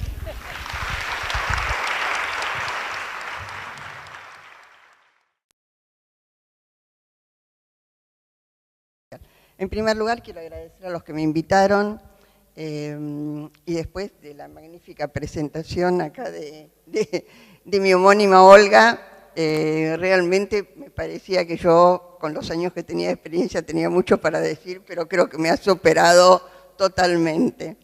Bueno, porque si no, no se escucha. Bueno, ahora sí, así sí, va. Tengo el problema de que hablo mucho y vengo acostumbrada con las teóricas del posgrado que duran 4 horas de teórica. Y entonces cuando me dijeron que tenía que hablar 18 minutos, que además esto iba a ser con el sistema TED en el que uno se para en el medio, yo dije, es un horror si me tengo que parar ahí, que me vean toda completa. Y además que no podía agarrar ningún papelito ni me podía dar vuelta para mirar lo que se iba a proyectar, entré en pánico. Pero bueno, después dije, bueno, vamos a ver qué hacemos. Y después me dijeron que estábamos todos sentados, con lo cual se ve mucho menos, y que además eventualmente podía leer, con lo cual si me pierdo, puedo leer. Básicamente lo de la lectura es para que no me vaya con los tiempos. Quiero contarles que, bueno, me dijeron que tenía que hablar de enseñanza e investigación, me pareció que no podía empezar por algo que fue ocurriendo a lo largo del tiempo, sino que quería hacer como este ovillo que se desenrolla y que va contando cómo llegué a la investigación y por qué. Nací en el siglo pasado, en el año 39. No teníamos smartphones, no teníamos tablets, no teníamos mails, no teníamos computadoras y ni siquiera teníamos heladera eléctrica. Me acuerdo cuando con mi hermano íbamos con la bolsa de arpillera a la fábrica que quedaba a 1 cuadra a comprar la barra de hielo. Cuando le cuento esto a mi nieto me mira con ojos espantados. Era un mundo analógico y bueno, pero pudimos sobrevivir e hicimos muchas cosas. Mi padre era ingeniero civil y desde muy chica en mi casa lo que se veían eran planos, maquetas y seguramente eso influyó para que tanto mi hermano como yo fuéramos arquitectos. Pero si bien él llegó a tener, si mi padre llegó a tener una empresa constructora donde hizo muchas obras públicas, siempre, sin excepción, trató de que mi experiencia la hiciera fuera de su órbita. O sea, que la hiciera en estudios importantes de arquitectura, que me la rebuscara, que viera dónde podía trabajar. Lo cual, sin duda, creo que fue extraordinario. Me recibí en el 64 y era tremendamente competitiva y eso hizo que durante toda mi carrera, cada vez que había un concurso de arquitectura, yo trataba de que me invitaran para, aunque sea, ser el que hacía el pastito con el cepillito y el peine, que era como hacíamos, porque no existía ninguna de las técnicas actuales.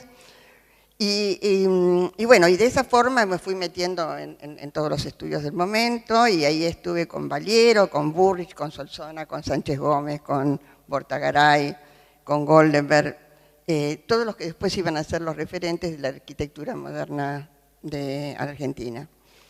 Y en los primeros concursos que hacíamos era muy divertido porque, bueno, yo cuento estas anécdotas porque me dijeron que esto tenía que ser medio distendido, ¿no? Así que era divertido porque hacíamos las láminas grandes y después no existía esto de llevar la lámina de salvo o alguna de estas grandes donde a uno se lo montaban, teníamos que montarlas nosotros. Entonces comprábamos unas cartulinas muy gruesas. Alguno de nosotros preparaba un engrudo que tenía un olor espantoso y entre 4 íbamos hasta una bañera que teníamos que existía en OAM, en este estudio de la Organización de Arquitectura Moderna, que era OAM, y ahí metíamos la lámina, la mojábamos todas y entre 4 la teníamos que sacar y llevar perfectamente derechita y con un cepillo, y cualquiera que se iba con el cepillo, esto era un desastre, y salir corriendo a entregar las láminas, que generalmente siempre se entregaban en la Sociedad Central, que era el lugar donde se entregaban los concursos. Así que ese es un recuerdo muy lindo que me queda de esa época. 2 años antes de recibirme yo ya estaba en la docencia, estuve cursando en el taller de Vladimiro Acosta y después en el taller de Bortagaray, y seguí en la docencia con Vladimiro Acosta, hasta yo me recibí en el 64, hasta el 66 en que vino el golpe militar y renunciamos todos en conjunto. Bueno, paso la siguiente. Me olvidé de pasar una de las, bueno, que esto era la forma que trabajábamos los tableros y el tablero que había en mi casa, donde trabajaba mi papá, que era ingeniero. Estudio está. Voy a hablar algo del estudio que formamos. Siendo muy joven, es decir, recién terminada la carrera, yo ya había pasado por muchos estudios. Y bueno, y eso le daba a uno una cierta presencia en el medio, digamos, en la facultad. Y Goldenberg estaba en la facultad como docente, y bueno, yo lo conocí y un día vino y me dijo, bueno, ¿querés que armemos un estudio? Bueno, así empezó el estudio nuestro. O sea, ya en el 64 yo salí de la facultad y ya entraba a trabajar en esto que formamos, que se llamó Estudio Staff, que al poco tiempo incorporó a otra persona más, que fue a Teresa Bielos, que fue después la esposa de Goldenberg. Era un estudio muy particular, porque era un estudio, y lo ven ahí, 2 mujeres y un hombre. Dean Goldenberg tenía 11 años más que nosotras, y Teresa y yo teníamos prácticamente la misma edad. Bueno, supimos llevar el estudio adelante a pesar de ser 2-1. Yo nunca sentí el problema de ser mujer, o sea, que eso me significara menos posibilidades, porque la verdad que en 10 años de trabajo, los primeros 10 años de trabajo, tuvimos una enorme cantidad de trabajo, y siempre los que íbamos a las obras éramos o Teresa, o Dean, o yo, pero no es que teníamos que ir con acompañante, íbamos. Y hubo un momento en que en una de las obras nuestras había 3.500 obreros trabajando, y yo entraba y era uno más. A mí me acompañaba siempre el capataz, y si tenía que dar una orden la daba, lo que sí me cuidaba mucho, pero eso era me cuidaba como si hubiera cuidado cualquier arquitecto, de estar muy segura de lo que iba a decir, porque me lo podían cuestionar, pero me lo hubieran cuestionado a mí como si lo hubieran cuestionado a cualquier persona joven.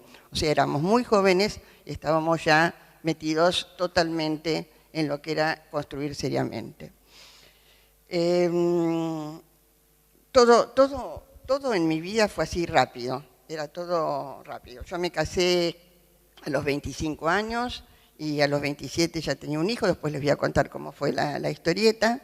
Y empezamos, hacíamos muchos concursos, o sea, en esa época se llamaba mucho concursos para hacer, cuando fue el golpe militar, los militares decidieron sacar las villas que estaban en la ciudad de Buenos Aires y trasladar la gente hacia los bordes o hacia la provincia.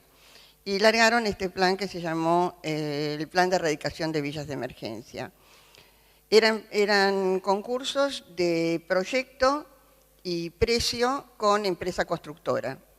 Bueno, no fue fácil conseguir primero una empresa constructora para presentarse.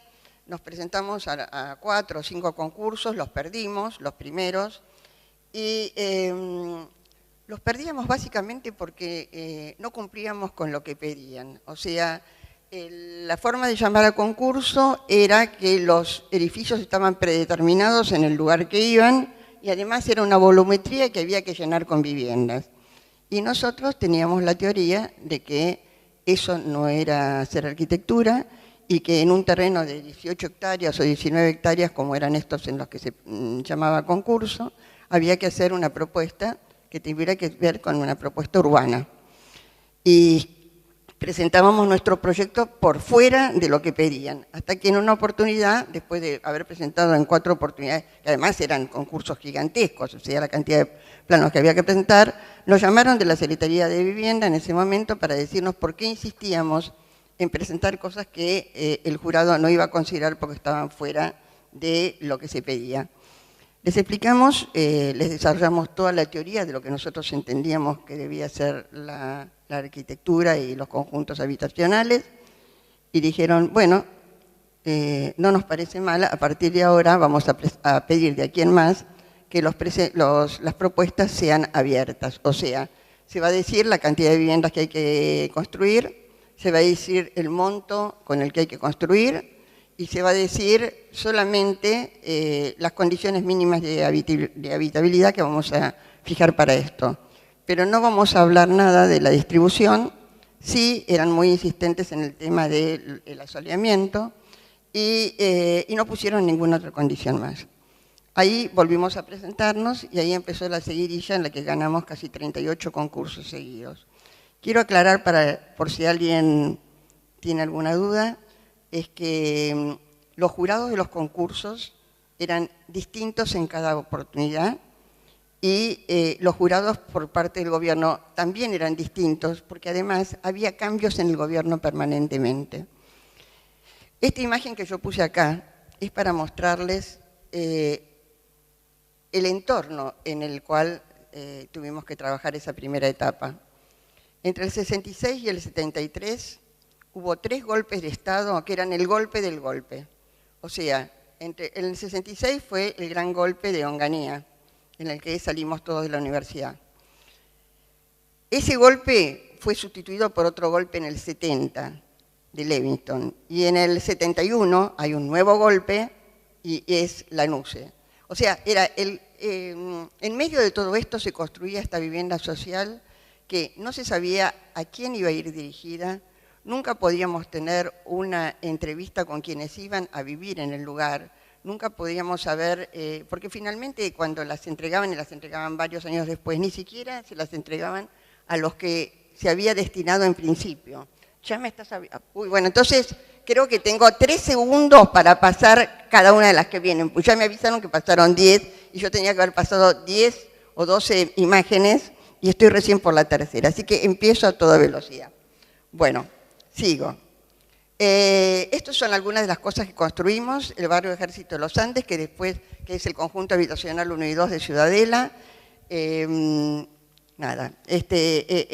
Hay miles de historias alrededor de esto, historias muy complicadas, historias muy trágicas.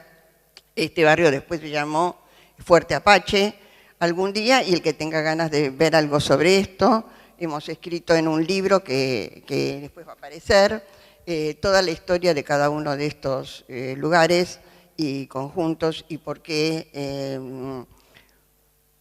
los grandes conjuntos habitacionales es un tema que realmente nos tenemos que replantear. Pero no es solo por un problema de arquitectura, es porque si realmente no hay una postura política para apoyar a quienes van a vivir en estos lugares, esto es un imposible. Pero además, porque es un absurdo plantear que en un lugar puedan vivir 20.000 personas con la misma condición social, con las mismas problemáticas, sin posibilidad de interactuar en lo que es una ciudad. La ciudad es un lugar donde hay intercambio, la ciudad es un lugar donde se dan las posibilidades, la ciudad es un lugar donde si yo tengo un vecino que tiene trabajo o que tiene otra posibilidad, a lo mejor me puede ayudar a que yo pueda salir cuando estoy en un estado de situación extrema. Pero si todos están sin trabajo, si todos tienen problemas y si encima tenemos un Estado que es ausente y que no se ocupó nunca ni del mantenimiento, ni de hacer que estas viviendas después de 40 años no se hubieran escriturado, creo que estamos en serios problemas. Bueno, sigo. Hicimos este conjunto, hicimos Soldati. De Soldati tengo mucho por decir y la verdad que hace 2 días que no duermo pensando la barbaridad de lo que pasó y cuántas veces desde la universidad y cuántas veces desde los estudios dijimos que estos edificios en altura, cualquier edificio, tiene que tener un mantenimiento permanente, porque es imposible pensar que pasen 40 años y que no se hayan arreglado las barandas, no se hayan arreglado las escaleras, cuando hay enorme cantidad de estudios encargados por el gobierno de turno para hacer un diagnóstico de la situación y corregir los problemas y que después no se corrigen porque hay un nuevo cambio dentro del gobierno, de autoridades internas o lo que fuere, y no se dedica el dinero para hacerlo. Entonces, esto también es una llamada a que desde la universidad no basta con que haya grandes grupos de investigación si no tenemos alguna incidencia sobre lo que se hace, si no conseguimos que los políticos vengan a sentarse a escuchar y a dar respuesta. Porque los políticos, cuando se los invita a un foro, vienen, dan su conferencia, se levantan y se van, y nunca se quedan a escuchar lo que dicen los demás. Hicimos este conjunto habitacional de Florencio Varela. Yo cuando miro todos estos puentes, creo que realmente nosotros teníamos una imaginación bárbara porque creíamos que vivíamos en un mundo de justicia y de 20.000 cosas más, y seguíamos con las grandes estructuras metálicas que obviamente fueron proyectadas y construidas al milímetro y fantásticamente, pero no pensábamos que nadie las iba a mantener. Veíamos las de los ferrocarriles y decíamos, si tantos años duraron las cosas que hicieron los ingleses, sí, duraron, eran de otra calidad, pero además cada tanto hay algún tipo de mantenimiento. En estos conjuntos no hay nada de mantenimiento, cero mantenimiento. Esto es para levantarme el ánimo yo. Así era cuando tenía 40 años, y acá me dijeron que diga alguna anécdota de género. Bueno, yo diría que fue la única anécdota de género, esta es la verdad. ¿Por qué fue la única anécdota de género? Yo estaba en el estudio, y vino mi socio y me dijo, nos acaban de llamar de la Secretaría de Vivienda, tenemos una reunión con toda la plana mayor de la Secretaría, estábamos en medio de un gobierno militar, donde las mujeres se imaginan que mucho no tenían que ver en nada, y yo estaba con 40 años menos, 40 kilos menos, con este pelo negro todo suelto, toda tostadita, y con un short de más o menos 15 centímetros y unas botas hasta la rodilla. Mi socio me dice, bueno, ¿qué te vas a poner arriba? Yo no tengo nada para ponerme arriba, nosotros estábamos trabajando en el estudio y trabajábamos así. Me dice, no, ponete algo, qué sé yo, sacá un sobre todo mío, algo que encuentres en el placar.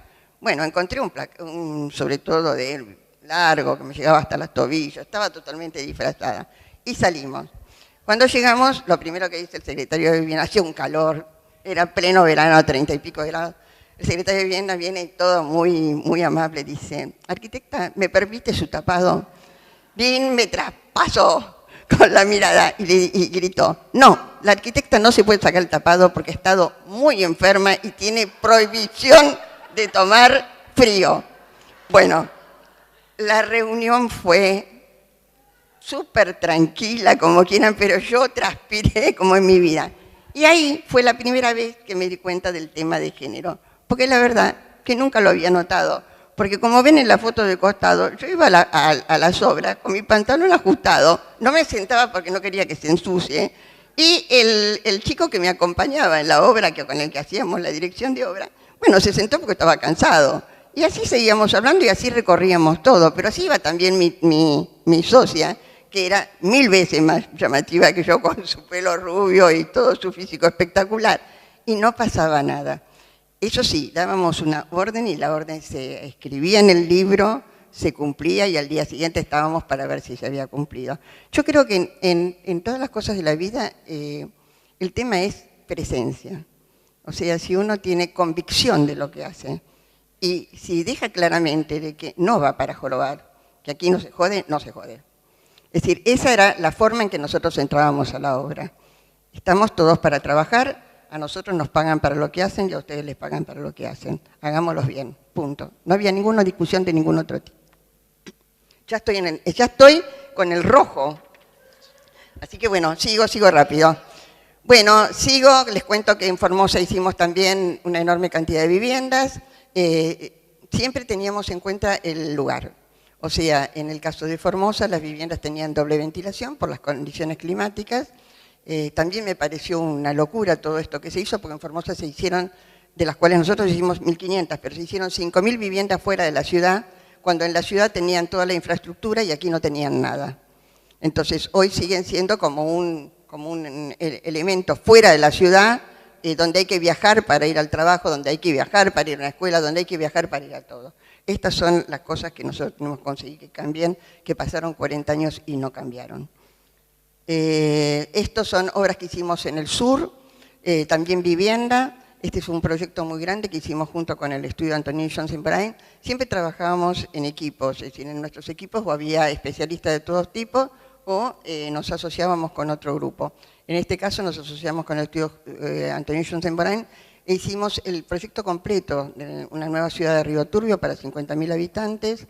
Hicimos las bocas de las minas. Bueno, ahí también hubo un tema de que nosotros no pudimos figurar en los carteles del proyecto porque se decía que la presencia de la mujer en las minas traía mala suerte y entonces se nos pidió como condición de que Teresa y yo no figuráramos en los carteles y aparte tampoco pudimos viajar nunca a Turbio como parte de estas obras.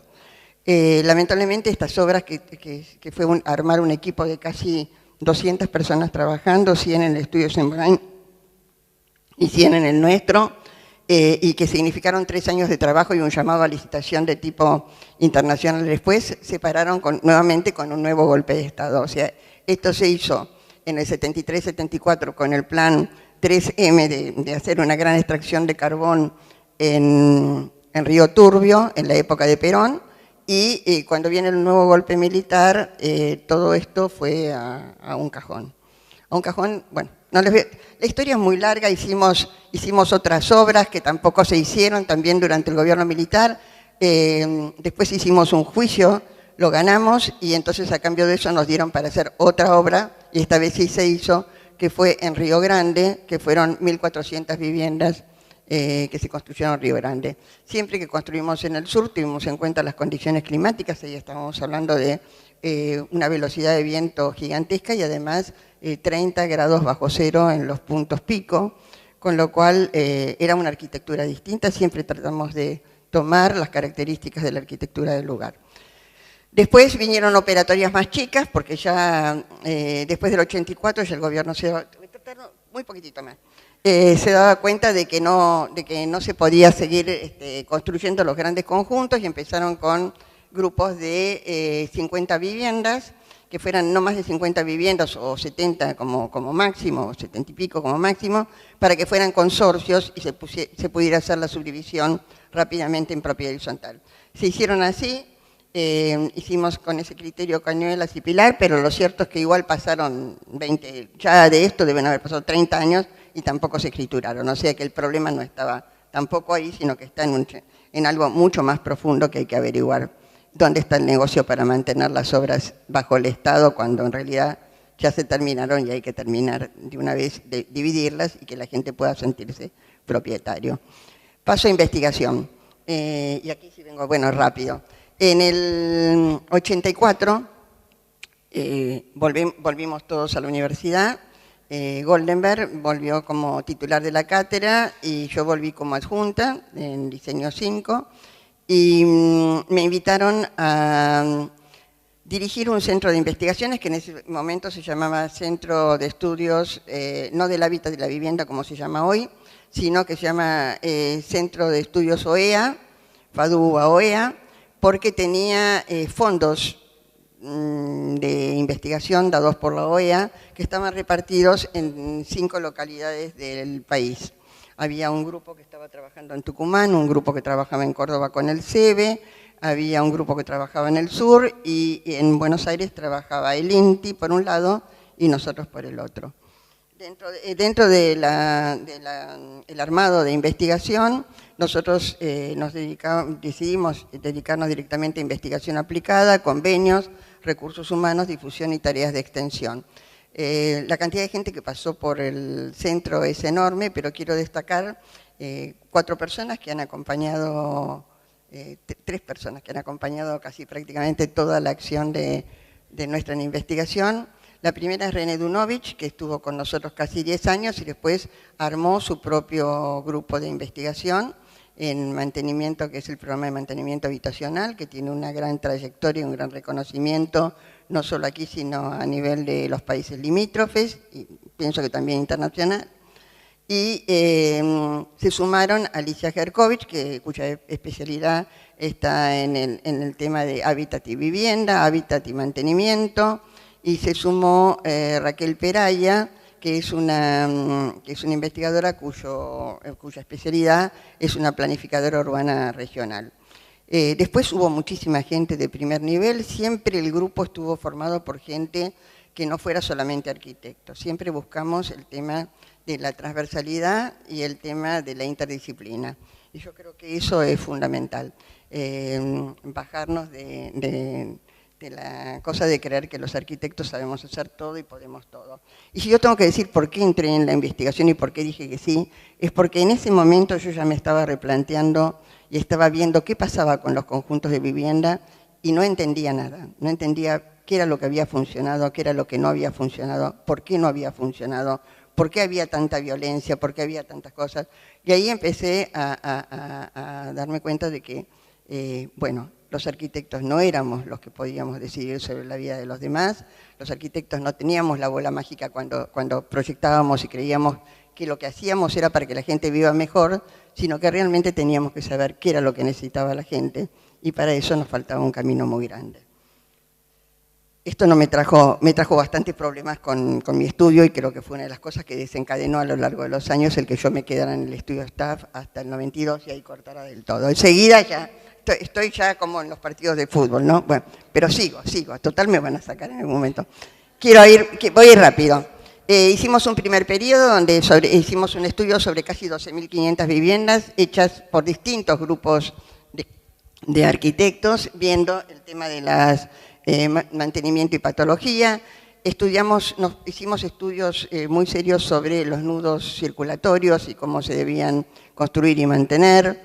Hay un periodo muy importante entre el 93 y el 98 y que tiene que ver ya mucho con mi salida de staff, y es que a mí me empezó a interesar la parte política del hábitat, pero no desde la política partidaria, sino desde la política del hacer.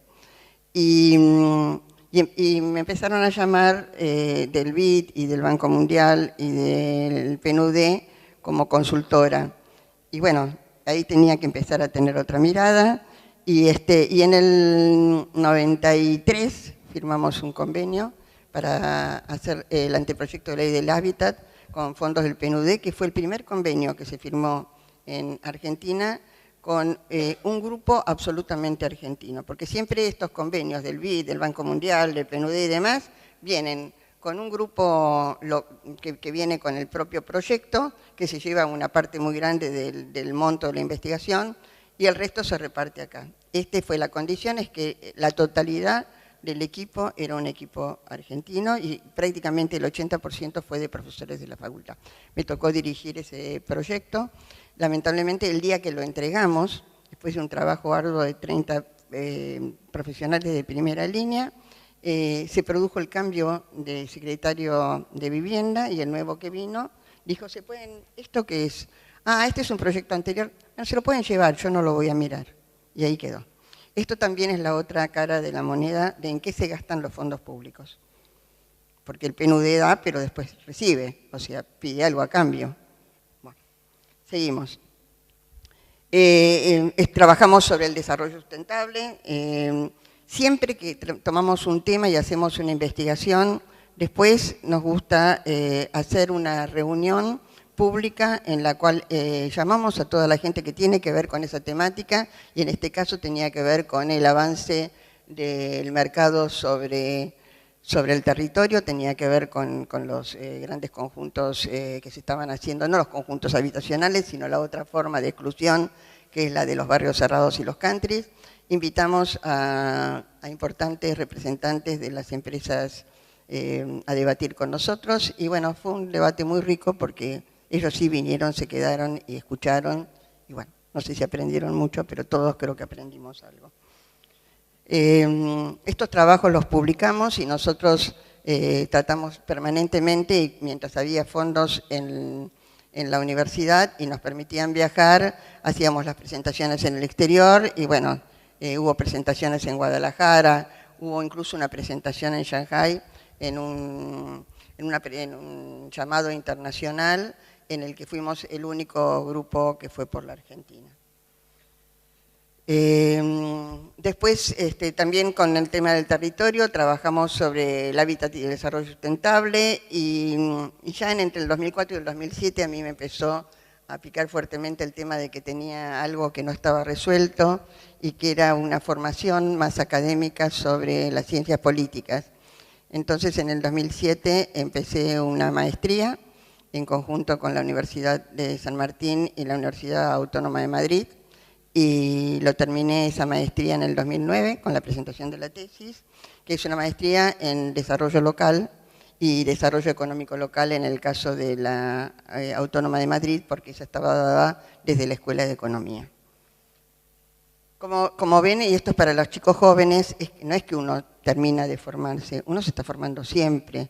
Apenas salimos de la facultad, nosotros en el estudio, y por más que hacíamos 20.000 cosas, no dejamos de hacer cuánto seminario había y cuánto posgrado había.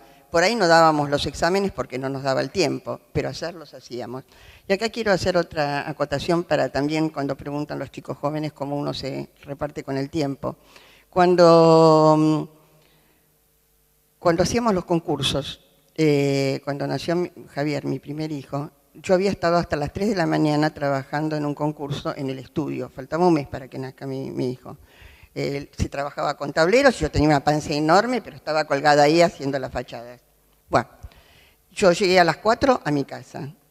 A las 4:30 estábamos en el sanatorio porque había roto bolsa, y a las 7 llamé al estudio para avisar que yo no iba a terminar la fachada, que faltaban 2 días para el concurso, y atendió a mi socio.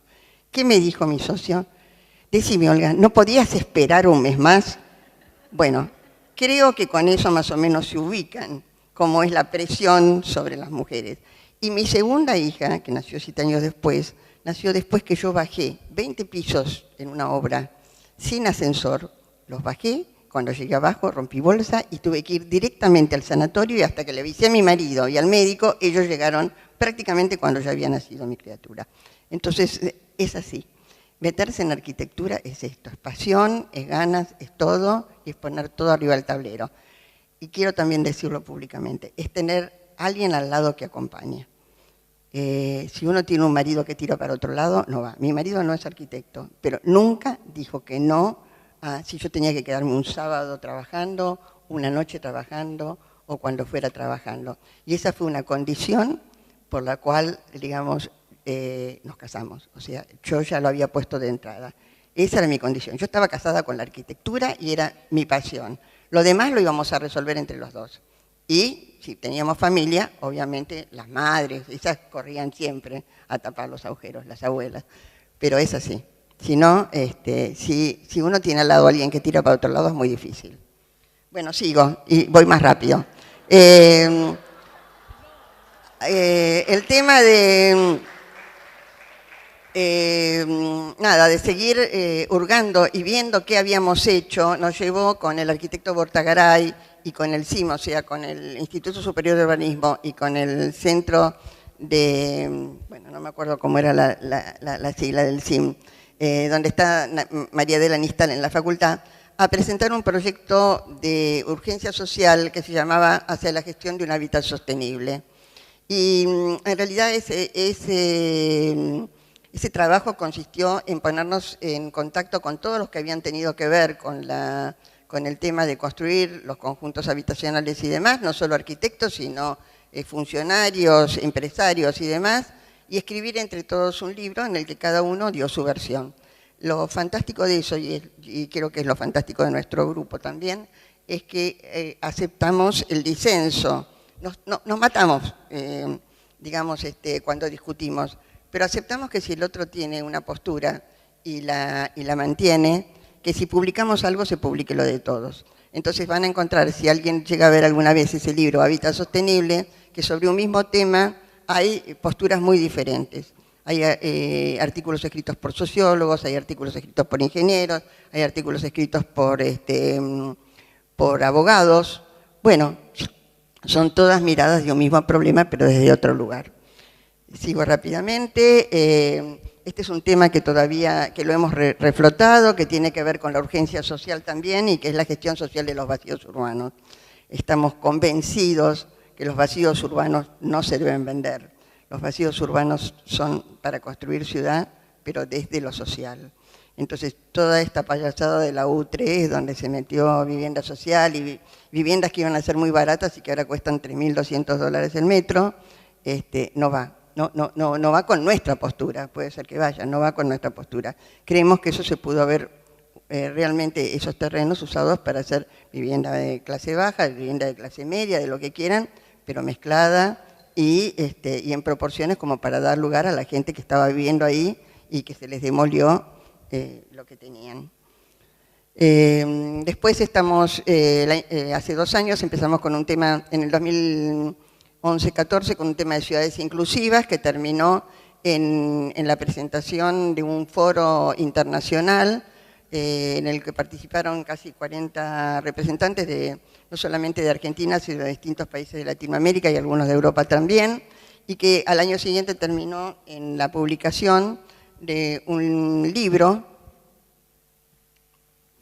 que se los recomiendo, y si no, nada, el que tenga ganas, es un libro que no es tan barato tampoco, porque es un libro que tiene como 600 páginas o 500 páginas, pero bueno, lo tenemos en CD, si alguien lo quiere fuera de acá, sin decir nada, le sacamos la copia del CD y se lo damos. ¿Okay? Me parece que vale la pena que lo vean, qué sé yo. Uno no hace estas cosas para guardárselas. Y después, Alicia Gerkovich, que tiene la varita mágica de hacer conexiones por todos lados, hizo la conexión con Viena a través de una alumna que había venido, y se firmó un convenio en el cual ella fue la directora de ese proyecto.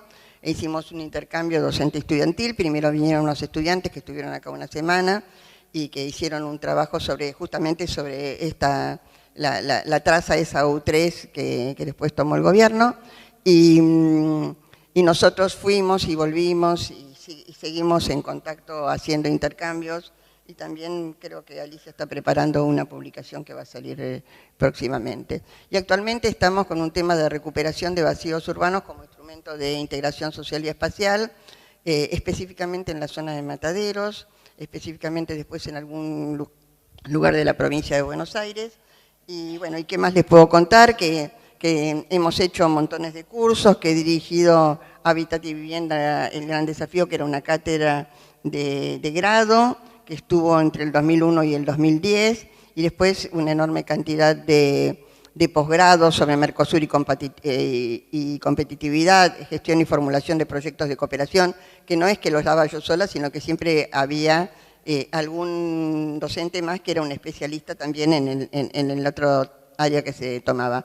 Esto fue el intercambio con Viena de los alumnos, y esta fue una propuesta, sí, ya de un convenio de cooperación con la Secretaría, con el Ministerio de Relaciones Exteriores y con la Secretaría de Asuntos Municipales, por el cual armamos un taller de mejores prácticas en la formulación y fortalecimiento de la capacidad de gestión de los planes estratégicos, dirigida a o intendentes o altas autoridades que tuvieran el poder de decisión, porque la idea fue que realmente en este curso nosotros tuvimos durante una semana intensiva, tuvimos como 40 reuniones, con todas las áreas que habían tenido que ver con el Plan Estratégico de Valencia, que durante varios años fue considerado modelo entre las ciudades del área mediterránea por el tema de haber incorporado la gobernanza urbana. Sí, no sé si alguien no sabe claramente qué es la gobernanza. Gobernanza es el gobierno elegido democráticamente, pero con un control de gestión por parte de la sociedad civil y con un sistema de participación de la sociedad civil, que es a lo que estamos intentando ahora presionar. Bueno, después hicimos otro taller en Medellín y Bogotá. Después, estos son cosas de posgrado, estas siguen siendo cosas de posgrado, y acá se terminó. Gracias.